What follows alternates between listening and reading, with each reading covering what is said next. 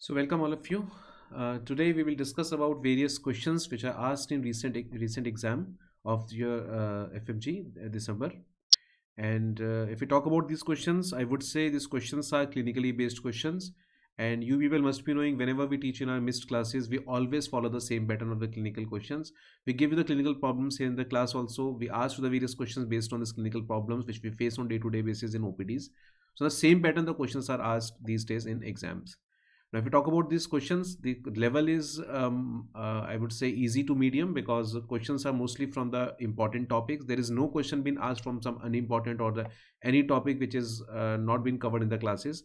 So most of these topics are covered. So if you have gone through our notes and you have followed our classes thoroughly, you must have covered at least 90% of these questions, at least in pharmacology. So let's start with these questions one by one. So we'll try to finish or wrap up this session in 30-40 minutes. So question number one, tuberculosis in which mycobacterium is resistant to rifampicin, isoniazid, kanamycin and levofloxacin. So this bacteria is resistant to first class medicines. So two medicines, isoniazid, rifampicin. So it is MDR, no doubt about that. Apart from that, it is also resistant to kanamycin, levofloxacin. So one injectable and one fluoroquinolone is also resistant. So this is a typical definition of XDR tuberculosis. So this is extremely drug resistant tuberculosis, XDR tuberculosis definition. Question number one. Question number two, a patient with blood pressure 220 by 110. It's a hypertensive crisis. You people must be knowing, or nowadays we call it hypertensive emergency. So patient has come to you with hypertensive emergency, and this patient also has developed hemiparesis.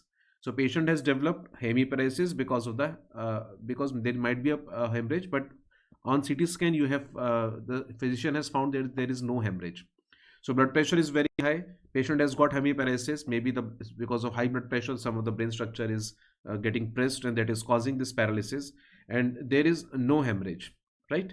So it is the most appropriate management for this patient. So very high blood pressure. So they've asked about this hypertensive emergency management. So please remember, we discussed so many times in our class, the drug of choice for hypertensive emergency is nicardipine. And whenever we use nicardipine is a calcium channel blocker which has a tendency to cause reflex tachycardia. So along with nicardipine, we generally combine a beta blocker to avoid this reflex tachycardia. Or if nicardipine patient cannot tolerate, or there is a contraindication where we cannot give nicardipine, so in those cases we have to give labetalol as a monodrug also. So in this question, the best answer is labetalol.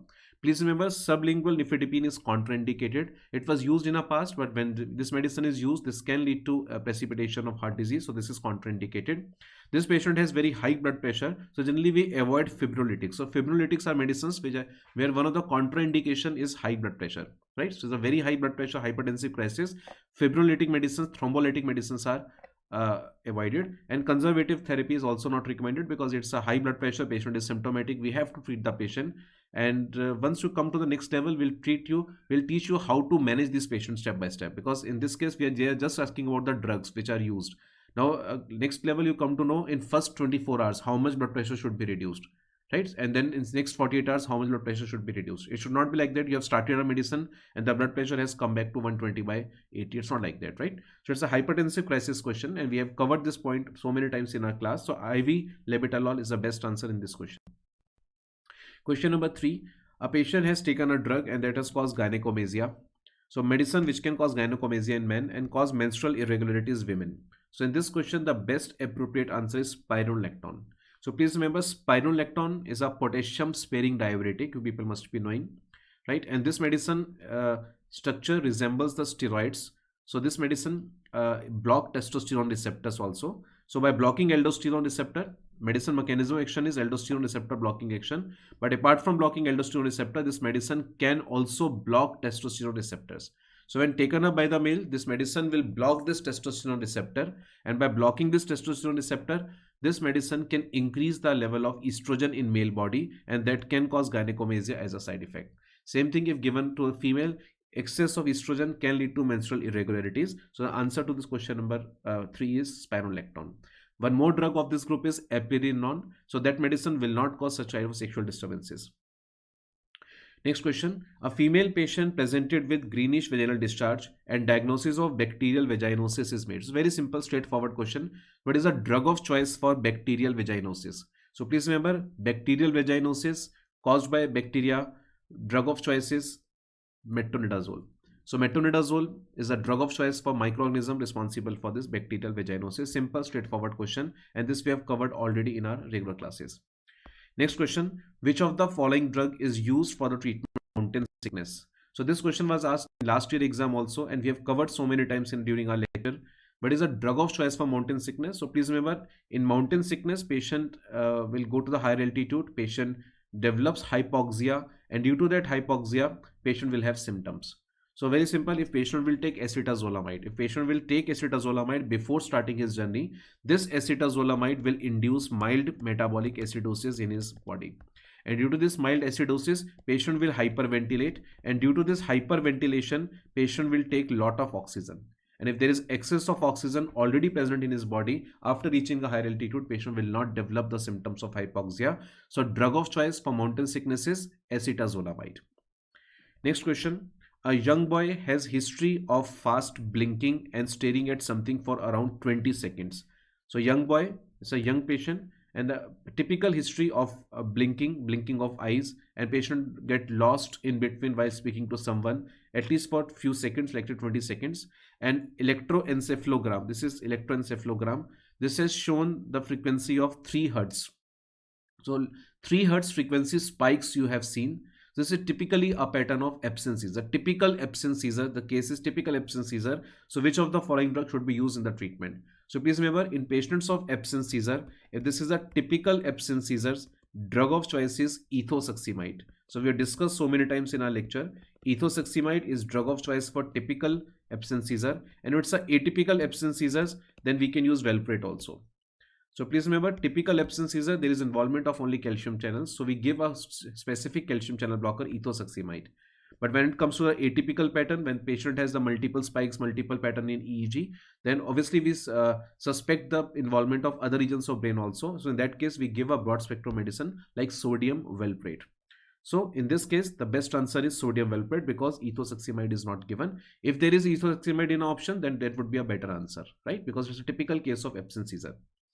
Next is, a patient is taking cisplatin based chemotherapy for treatment of ovarian cancer. Now, which of the following drugs should be given to prevent the chemotherapy induced nausea vomiting? So patient is taking platinum, and you people must be knowing platinum based therapy, cisplatin is the most common drug which is involved in this chemotherapy induced nausea vomiting. So they are asking which drug you can give before this vomiting. So during our when we were preparing for this exam, I took a lecture of 25 most important question. I specifically stress on GIT that the question on anti-emetic drugs will be asked, and definitely this question is there in front of you. So please remember, this is early nausea vomiting and 5-HT3 blockers. Medicines which are 5-HT3 blockers like ondansetron, granisetron, palinosetron. So these medicines are best medicines for the treatment of early nausea vomiting. For delayed nausea vomiting, we prefer to use medicines which are NK1 receptor antagonist. Right, so medicines which are NK1 receptor antagonist, we also call them substance P inhibitor, can also be used for the treatment of this condition. Right, so aprepitant, fosaprepitant, all those medicines are given for delayed nausea vomiting, but for early nausea vomiting, we prefer to use 5-HT3 blocker like palinosetron. Next question, a 55-year-old patient with type 2 diabetes mellitus is controlled on oral hypoglycemic drug. So patient is diabetic patient is taking oral hypoglycemic medicine, and patient diabetes is controlled. Now this patient has developed hypoglycemia. So they are asking which drug has maximum risk of hypoglycemia among the following options. So please remember, the medicines which are secretagogues, insulin secretagogues like sulfonylureas, right, meglitides. So secretagogues like glipizide is the most commonly associated with hypoglycemia. Metformin, vildagliptin, voglibose. So these medicines are not considered as are not exactly considered as secretagogues. So if we talk about vildagliptin, this will act indirectly on the pancreas, not directly, right? So out of these medicines, the best answer is glipizide. Please remember, metformin acts by different mechanism, voglibose acts by totally different mechanism. But if we talk about this vildagliptin, and there is one more group of medicines, we call them GLP-1 analogs. So these medicines will not cause hypoglycemia, or these medicines cause daily associated with hypoglycemia. So in this question, the best answer is glipizide. Next question, a young male presented in emergency department with head trauma due to roadside traffic accident. This patient developed seizures during the hospital stay. CT scan has shown the presence of edema. So which drug is the best medicine for cerebral edema? This is a straightforward question. What is the drug of choice for cerebral edema? Answer is mannitol. So mannitol is a medicine which is the best medicine to be used in this patient for the treatment of cerebral edema. So please remember, for cerebral edema, mannitol is the answer. For pulmonary edema, furosemide is the answer. For ascitic edema due to the liver disease, the best answer is spironolactone. So different types of edema, we have to mark the different medicine as a drug of choice. Next is, out of these medicines, which drug is used in PIH, pregnancy-induced hypertension? So please remember, drug of choice for pregnancy-induced hypertension is labetalol, and second drug of choice is alpha-methyl dopa. So alpha-methyl dopa is the second drug of choice for pregnancy-induced hypertension. Although hydrolazine is also used in pregnancy-induced hypertension, but this medicine is preferably given for hypertensive crisis. And nowadays, this use of this medicine is less due to the presence of due to the association with the side effect, we call it SLE. So due to this risk of SLE, nowadays hydrolazine utility is reduced in pregnancy. So alpha-methyl dopa is the best answer to be marked. Other two medicines are ACE inhibitors, ARB. So these medicines are purely contraindicated in females who are pregnant. Next is, which of the following drug is used for MTP? So medical terminology, we use two medicines in a sequence. Number one, first of all, we will give mifepristone, followed by we give misoprostol. So mifepristone is progesterone receptor inhibitor. So this medicine is progesterone receptor inhibitor. So you people must be knowing, for first 9 weeks, for initial 9 weeks of pregnancy, it's a progesterone hormone which holds the fetus to the uterine wall. So if we block this progesterone action, this fetal tissue will leave this uterine wall, and this is ready for the abortion. And once this fetal part will get dislodged from the uterine wall, after that we give a medicine misoprostol, which is a prostaglandin, and this will initiate the contraction of uterus after 48 hours. So the best answer is, we will give mifepristone followed by misoprostol, which is a prostaglandin analog, after 48 hours. These are the medicines which we use in a sequence for MTP, at least for first 9 weeks of pregnancy. Right? After 9 weeks, after progesterone level will come down, HCG will come, and then the role of these medicines will reduce gradually. So after 9 weeks, there is no role of mifepristone, or very less role of mifepristone. So we prefer to give highly efficient prostaglandins just to contract the uterus, so that the fetal part will come out after 9 weeks. Next is, which of the following statement about aripiprazole is most correct? So aripiprazole is an atypical antipsychotic medicine. So they are asking the mechanism action of this medicine, and we have discussed so many times in our class that aripiprazole is a unique drug which has a partial agonist activity on serotonin receptor. So this medicine has partial agonist activity on serotonin as well as dopamine receptor. So in this case, we can say D2 partial agonist. So first two options are saying the medicine is D2 partial agonist. So other two options cannot be the answer. Right? So we talk about these two options: D2 partial agonist, 5-HT1A partial agonist. And because it's a atypical antipsychotic medicine, this medicine has comparatively less extrapyramidal side effect and other metabolic side effects like weight gain. Right? So try to understand, aripiprazole is a new atypical antipsychotic which is used nowadays very commonly. This medicine is associated with very less side effect. So extrapyramidal symptom, weight gain are side effects which are less commonly seen. And due to its partial D2 agonist property, EPS is almost negligible. So the best answer in this case is A. Right? Question number, next question. A 56-year-old patient who is known case of hypertension was treated with some drug, and patient has developed cough, and the cough reason is not specified, and at least it is not due to the infective cause. So patient has developed cough after starting the treatment of hypertension, and the cause is not the infection. Now which drug is responsible for this problem? So this is a very straightforward question. So please remember, ACE inhibitors. ACE inhibitors, not ARBs. Only ACE inhibitors are responsible for most common side effect, cough and angioedema. So cough is the most common side effect that can lead to severe form, can cause angioedema later on. But cough is the most common side effect, and this question we typically discuss during our discussion of those 25 most important MCQs. This is very, very important topic. Every year they ask question from the antihypertensive drug, and this time they have asked the 3 or 4 questions from antihypertensives. So please be careful. Antihypertensive topic is very, very important for your upcoming exam also. Next is a patient with COPD. So this patient suffering from COPD started on salmeterol therapy. So salmeterol is a LABA. So patient was started on this therapy, but there is no improvement. So which other drug will you add? So please remember, in patients with COPD, the best treatment, the treatment of choice is LAMA. that is long acting muscarinic antagonist, that is tiotropium. So in this case, we haven't started LAMA. We haven't started tiotropium drug. Rather, we have started our treatment with salmeterol. So they're asking which other drug you can add after this so that patient will have relief. So please remember the best answer here is tiotropium, because tiotropium is the best treatment to be started at any point of time in treatment of COPD. So in this patient, because we haven't started this LAMA treatment, so it's better to add LAMA in this patient.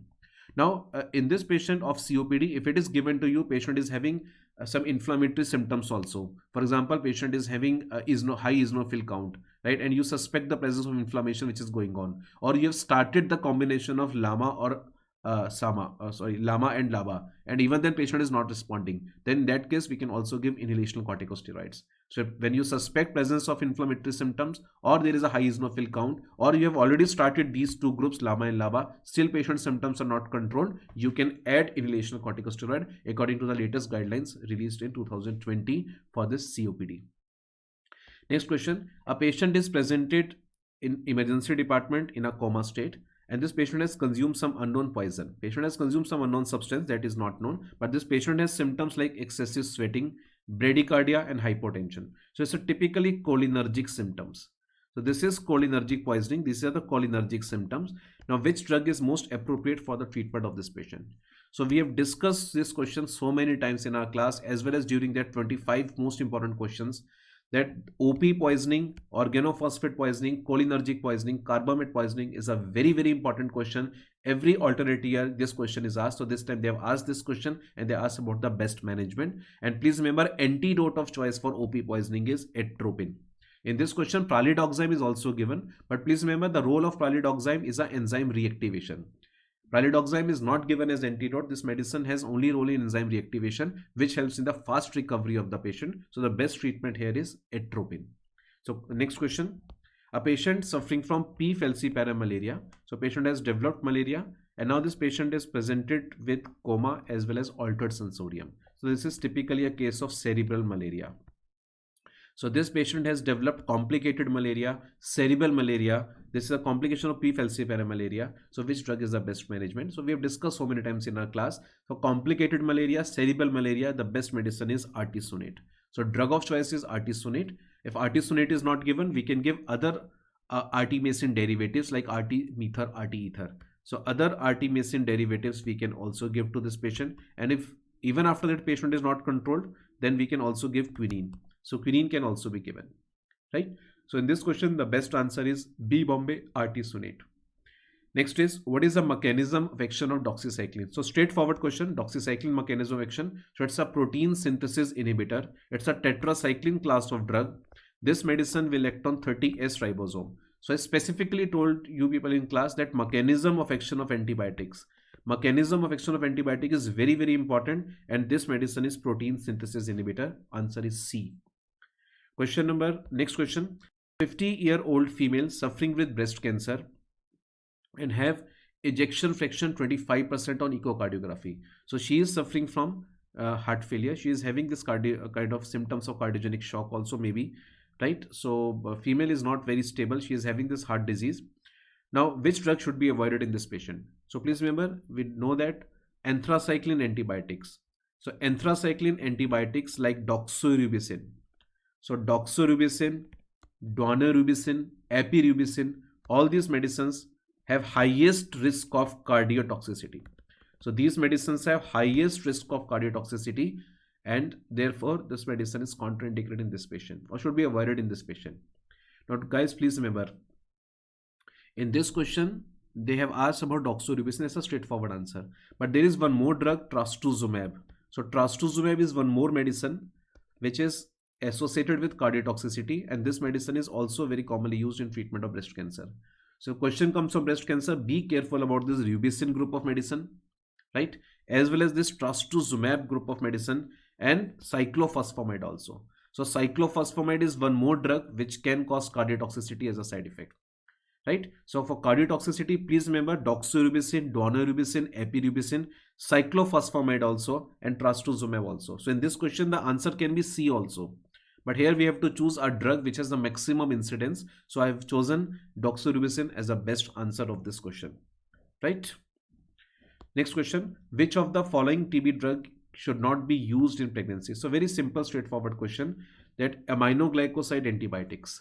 So aminoglycoside antibiotics, when consumed by female, this medicine can interfere with the development of the inner ear. So this medicine can cause inner ear defects. So this can cause inner ear defects in newborn. So this medicine is contraindicated in pregnancy. So we talk about first line TB drugs.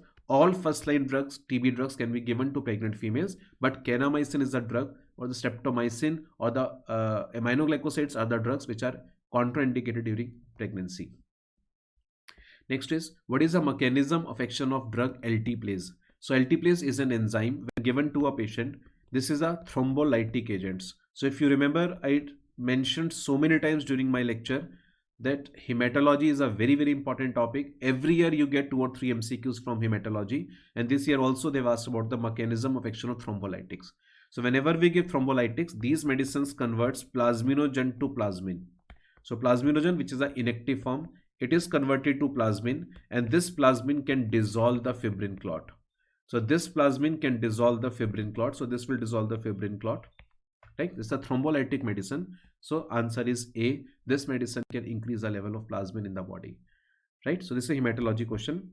So it is all about these questions. So around 15-16 questions been asked this time in pharmacology, and all questions are from the important topics. And out of these questions, if I say at least 20 questions we have covered, at least if we talk about those 25 questions which we covered in the session just before the exam, around 80% topics been asked, whatever we have assumed at that time. So I hope you people have done your paper very well, and you will come out with the flying colors. My wishes are with you always. Thank you.